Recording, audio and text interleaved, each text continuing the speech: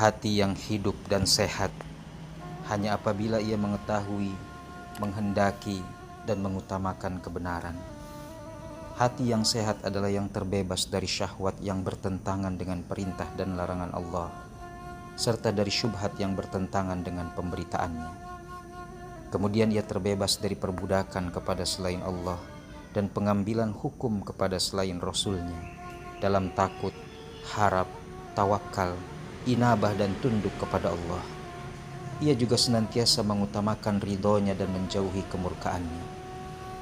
Hati yang hidup lagi sehat dijelaskan oleh Allah Subhanahu wa Ta'ala di dalam Al-Quran, Surah Al-Anfal ayat 2. Kondisi hati yang seperti itu karena telah adanya quwwatul ilmi, potensi ilmu untuk memahami, mengenal, dan membedakan kebenaran dan kebatilan, serta menggunakan quwwatul irada wal mahabbah, potensi kehendak dan cinta untuk mencari, mencintai dan mengutamakan kebenaran daripada kebatilan.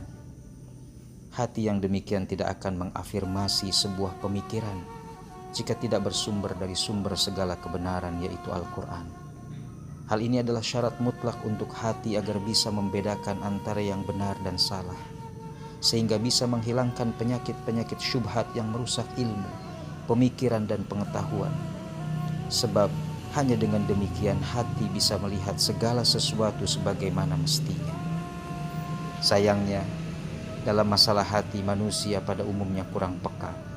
Sangat berbeda jika fisik yang terkena masalah, sedikit mengalami gangguan, langsung konsultasi ke dokter dan berupaya membeli serta mengonsumsi apapun yang diyakini bisa membantu proses penyembuhan.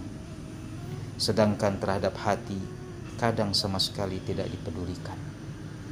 Padahal setiap noda, dosa dan maksiat yang terdapat di dalam hati itu tak ubahnya unsur-unsur buruk yang terdapat di dalam tubuh, hama yang terdapat dalam tanaman, dan buih pada emas, perak, tembaga dan besi yang menjadikan hati terus menurun kesehatannya hingga akhirnya mati.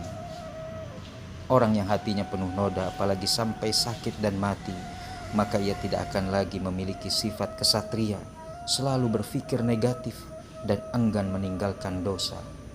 Dia pun tidak lagi tertarik mengamalkan kebenaran.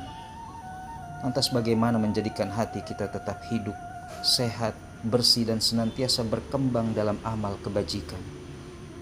Ibnu Qayyim Al-Jauziyah memberikan beberapa indikator yang tentu mesti kita amalkan.